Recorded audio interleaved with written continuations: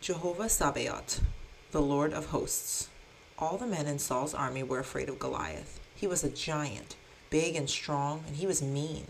No one wanted to fight Goliath. No one except a boy named David. David wasn't afraid. He was angry. Angry that Goliath would make fun of the armies of God. Angry that a giant with a sword looked so big to God's people. Angry that God's name was treated badly. So David the boy faced Goliath the giant with these words: "You come to me with a sword and with a spear and with a javelin, but I come to you in the name of the Lord of hosts, the God of the armies of Israel, whom you have defied." 1 Samuel 17:45. David saw the big giant and his strong army, but he also saw something even bigger. David saw the bigness of God, who is bigger than any giant, stronger than any enemy, greater than any army. David knew that God is Jehovah Sabaoth, the Lord of hosts. A host is an army. El Shaddai, God Almighty, has hosts of angels, armies and armies of angels, that he can send to fight for his people and for his great name. Angels are messengers.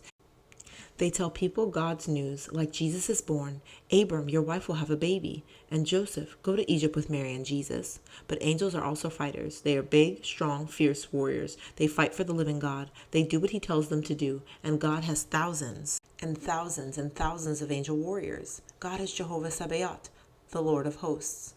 Jehovah Sabaoth, the Lord of armies and armies and armies of mighty angels, sends his mighty angels to help his people. For he will command his angels concerning you to guard you in all your ways. Psalm 91:11. David knew that Jehovah Sabaoth is stronger than any giant or army. So did the prophet Elisha. The king of Syria was very angry at Elisha, so he sent horses, chariots, and a big army to get Elisha. The great army of the king circled the whole city where Elisha was. The army came at night and waited for Elisha. When Elisha's servant got up in the morning, what did he see? He saw the big army around the whole city. There was no way out. How do you think he felt? He felt like anyone else who sees only big armies. He felt afraid. Elisha saw the army too, but he also saw something else. He saw that God is El Shaddai, God Almighty, El Elyon, the Most High, who is higher than any king, El Roi, the God who sees his people wherever they are, and Jehovah Shammah, who was right there with him. Elisha saw more than the army of the king. He saw the armies of Jehovah Sabaoth, the Lord of hosts. He said, "Do not be afraid, for those who are with us are more than those who are with them." Then Elisha prayed and said, "O Lord, please open his eyes that he may see." So the Lord opened the eyes of the young man, and he saw, and behold, the mountain was full of horses and chariots of fire all around Elisha. 2 Kings 6:16-17. Jehovah Sabaoth sent his mighty warrior angels to protect Elisha.